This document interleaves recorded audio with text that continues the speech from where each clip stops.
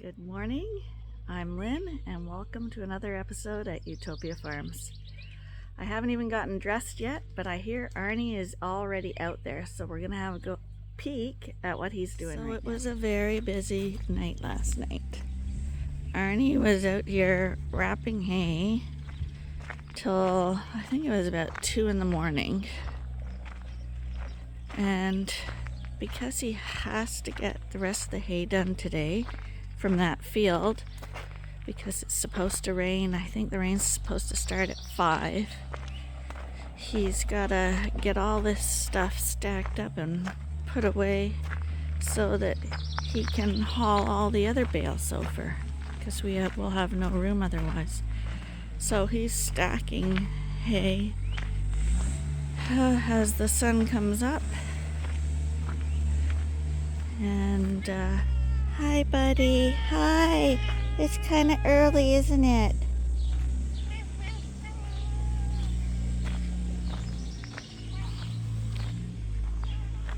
So as you can see, we got quite a load here.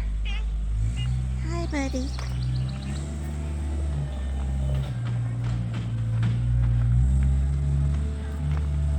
So I'm just gonna see if he wants to stop for a coffee.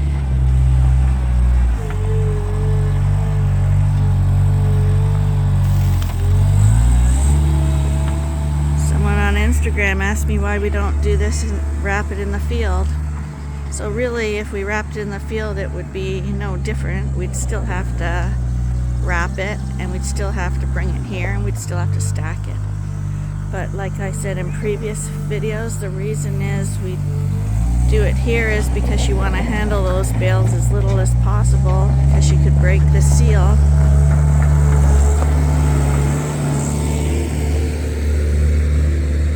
That's why we do it in the yard. Plus in the yard we can have them all in a nice little row like that. So they actually wrap a lot quicker. But if it started to pour rain, we'd wrap in the field. Not while it was raining, because you can't wrap when it's raining because the wrap won't stick. But if rain was coming in and there's no way we could get it home in time, then we'd wrap in the field.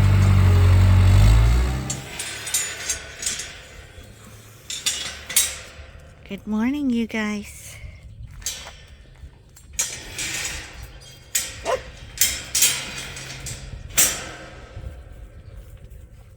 Most of them are still asleep.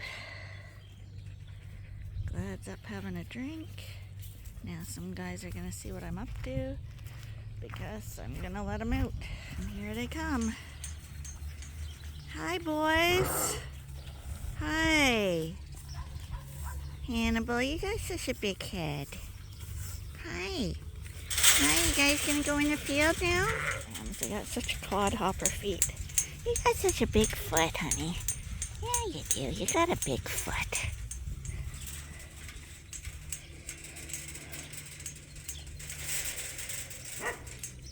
Sweetheart, huh? You are a sweetheart. Hi, how'd you get so nice? We're in the straggler group right now, and look who's over here, looking very grown up with a haircut starting to happen. It's little Miss Kitty. Hi, Kit. You look pretty. You want to say hello?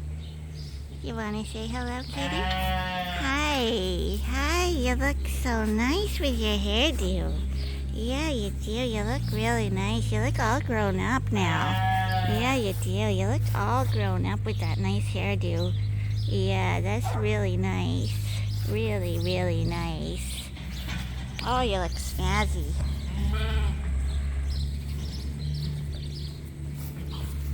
I can't film you if you're so close to me, Kitty. Oh, you are silly. There.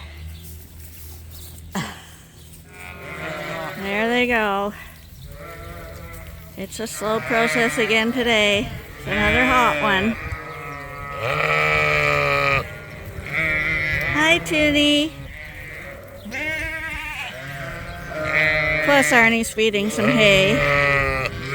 So some are going to choose to stay in.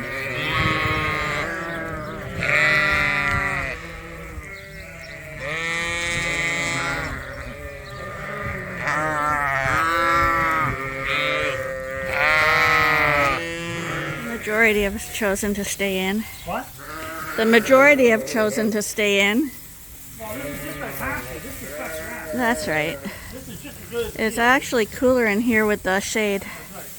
The tarp, even though it's white, is producing. Oh, here she comes.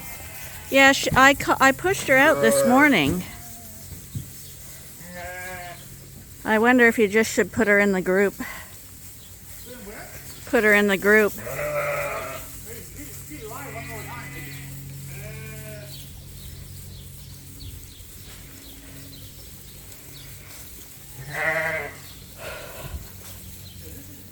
Okay, I drove out to the hayfield to see how Arnie's doing. This is the half he did yesterday. And actually it looks like it wasn't even quite half that he did yesterday. And this is what he's working on today. By the look of it, he's almost done baling it. And you can see the clouds are starting to come in. If you could feel this wind, it's hot like a blow dryer. And it has that feel, that thunderstorm feel. So we're working fast because it's coming. So this is the hay after it's been cut. And one thing about alfalfa is those are really thick stalks. And that's why I was saying in the video yesterday that if you wait till the alfalfa is a little past when you should ideally harvest it, those stalks turn really woody. And the leaves come off and it's just not palatable anymore. Some cows might eat it, but with sheep with their finer mouths, they're not going to want to eat it. And did you hear the train in the background? Arnie has a theory on the train. When it's really loud like that, it means the pressure is low, and it means rain's coming. Because we're several roads over from that railway track. Just a little known fact, or a little known tidbit. Who knows if it's fact. I always joked around with Arnie when he'd say that. I'd say, thank God we don't live close to the tracks then. As I walk on those stalks. Hear how brittle that is? And that's hay cut at the perfectly right time. So you can imagine how crunchy it gets if you cut it late. Oh my goodness. Once you get up the hill here, you see there's a lot of bales. I feel sorry for any of these past few days.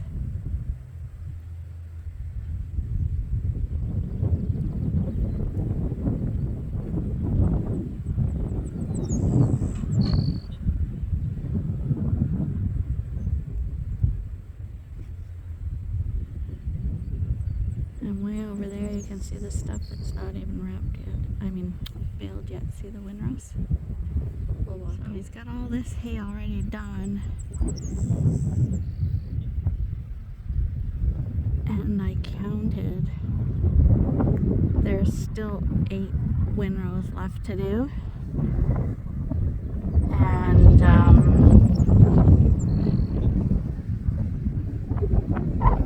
it's 2 o'clock in the afternoon.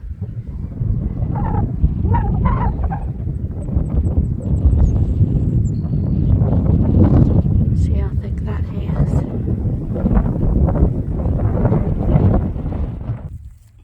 So I don't know if you can see the colors here, but this would be the white clover here, the little ones. There is a little bit of red clover, but not very much. then there's those sweet pea things. That's here with the kind of viney leaves. And then there's grasses, which this fine stuff is. And the alfalfa is in here. The alfalfa is this stuff with the thick stalks. So it's a quite nutritious mix. This is extremely good hay. We want to see a lot of variety in there, and that's what's in here, and it's still retaining its color. Even though we are late, it rained a lot, so there's a lot of life still left in this hay. And it's going to be perfect hay, but because it's such a thick crop, Arnie has to just crawl along with the tractor so it doesn't get plugged. And when you're rushing to beat a thunderstorm, that can be problematic.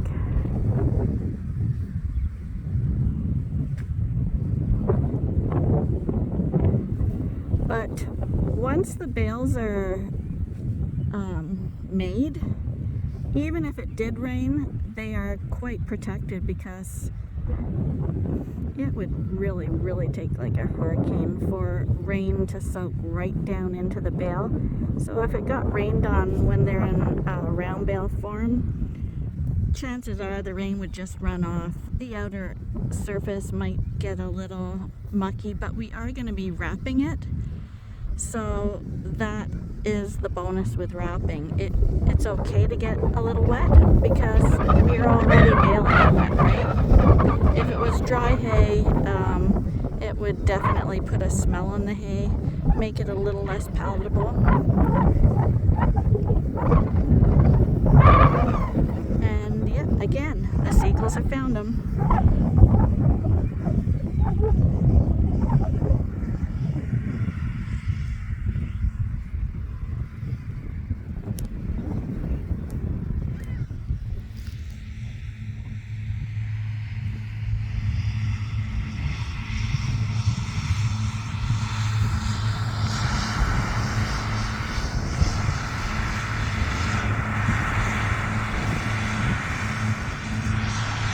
And the rule of thumb, when you're doing any sort of crops, it seems, you want to see dust coming from behind. It's an indication that the temperatures are warm enough and everything is dry enough for harvesting. Because you can't harvest wet crops, be it hay or straw or grains or whatever. It does have to be dry.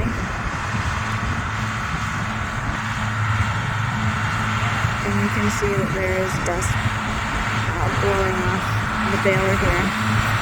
You have to be careful with these balers because they're spinning around making those bales, and on this hot weather with all that dust and fine debris, they can actually set on fire. It's a common thing.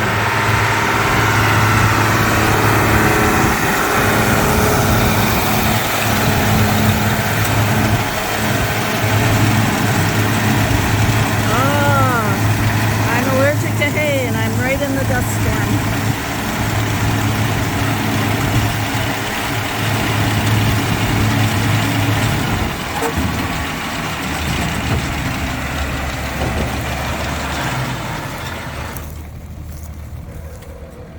That's what it looks like inside.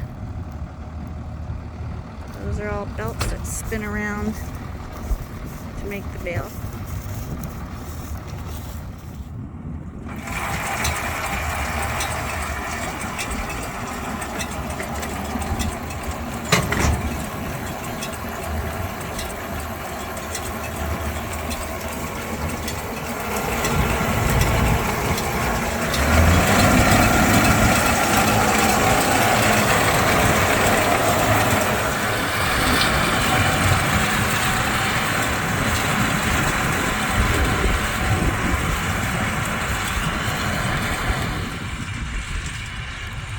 See how short a distance he traveled to make the next bale? That was like Yeah, that was about 50 feet. When he started haying, he had 61 bales on the counter. Right now he has, that will be 451, and he still has all this to bale. So this is just one 35-acre field and first cut hay. Some years you don't have enough hay. This year we're gonna have way too much.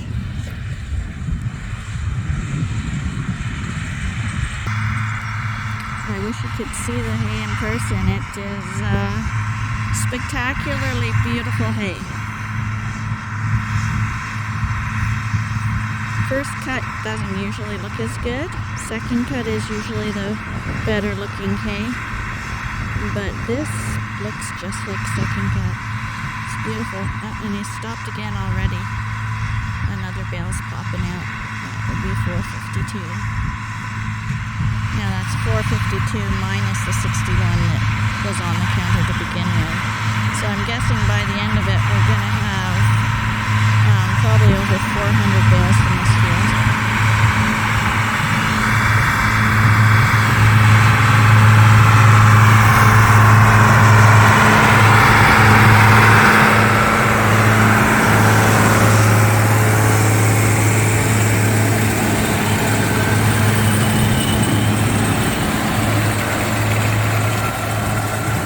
And she's stopping again.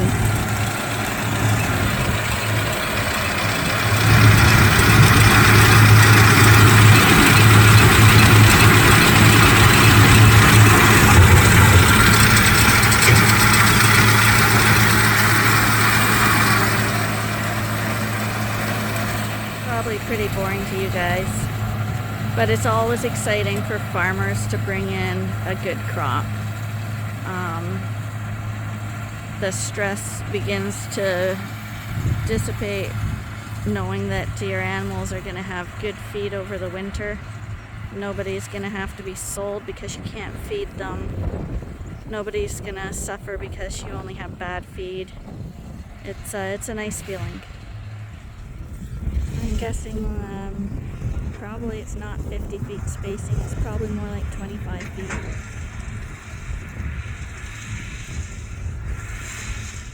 On a side note, we have a neighbor on this road. She would be, well, she bought my old house, which is just beyond that, the house beyond that one. And apparently she got a few sheep. The neighbor was telling Arnie this morning. And she'd seen a coyote hanging around in her fields and it wasn't doing anything. And then last night she had a kill. The coyote killed one of her sheep. So now she's all upset. She got the neighbor who came over here and he shot the coyote. So that one is gone. But yeah, normally I'd say I don't like them shooting them, but in this case it's good for us because we've had no coyote kills here in all the years that I've lived here. And I imagine once one figures it out, that's it. Like, they're very smart animals. But he's gone, so I'm hoping that that's the end of the problem too. But that is why we bring our sheep in at night. Coyotes do come out during the day, but usually they're killing in the evening and early morning, like right before dawn type thing. So the best bet is usually just to have them inside at night. Coyotes are sneaky. They don't want to be seen doing what they do. It's all about being in stealth mode. So they're less likely to kill animals on a working farm during the day because they know that people are around, dogs are around. I don't like bad stuff. No, the other ones were all gone. It's probably one that didn't hatch. Is it cold? That was warm. Oh. Could be just because of the sun too. Well, that is either a duck egg or a hawk turkey. egg or a turkey egg. Turkey. Yeah. Well, put it back in case there's a mum somewhere. There's no nest there, Lynn. Well, there's an egg and it's warm. Well, I thought you might sit on it. Arnie, you put it down somewhere safe. Put it in that little clump of hay there. Don't put it on the bale. Why? Because put it on the ground for the mother. Yeah. That's the only egg that didn't hatch. Well, maybe, but just in case. Humor me. Okay, Arnie, quit playing with the egg. We got it. We're in a rush. A storm's coming. Perfect day for a seagull. And this is what you find when you cut hay. He thinks it's a turkey egg. Could be a turkey egg. We do have lots of wild turkeys around here.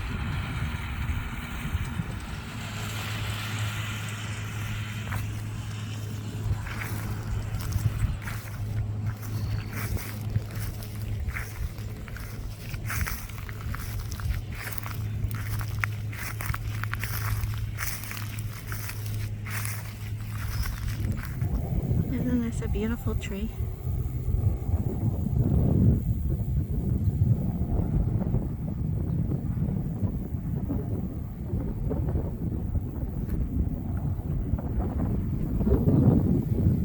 She's a big girl. It's hard to tell because it's far away.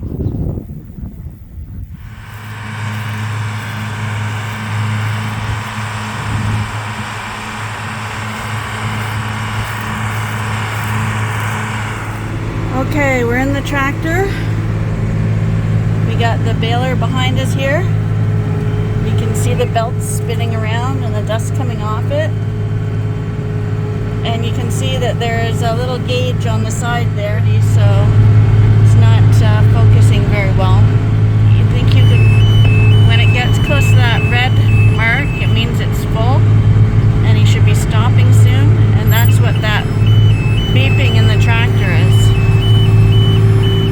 That's the noise it makes when it's warning him that he should think about popping out the baby bale.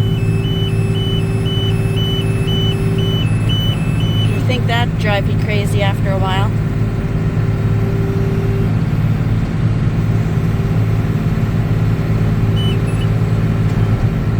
Sets back, you see?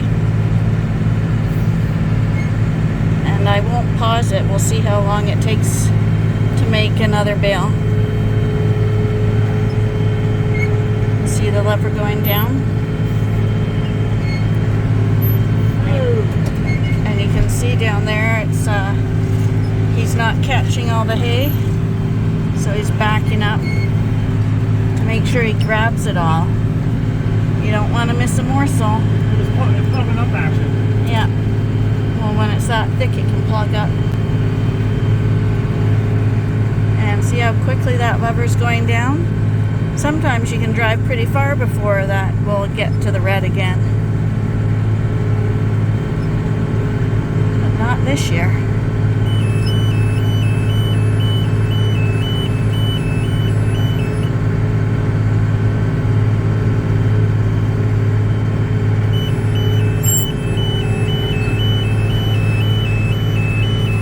You have to press a button or anything to make it do anything? I'm just running the.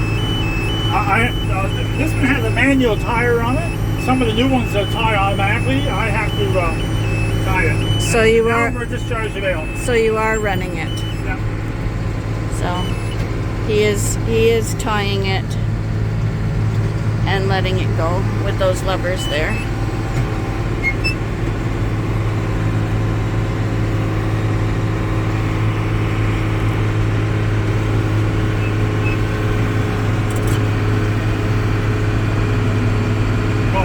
About the monster square balers are the big monster square bales is you never have to stop to discharge the bale. I have to empty the bale every time. Oh, it just pops it out like the old Little That's right. square Put balers. them on the ground, never stop. Yeah. He can bale almost twice as quick as I can. And we're back to another bale again.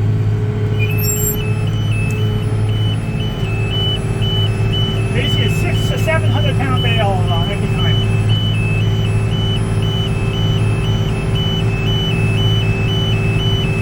And see the two little indicators above there?